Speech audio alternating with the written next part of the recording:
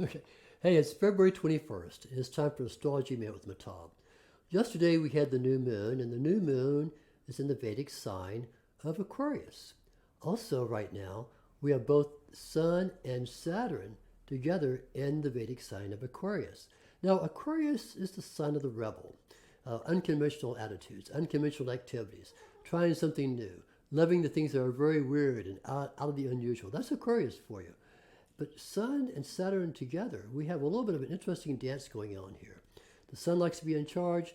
Saturn doesn't like the Sun being in charge. So there may be a tendency in your life right now for these next few weeks or month ahead to rebel against authority, to maybe question your boss or to question your government or to maybe question your partner.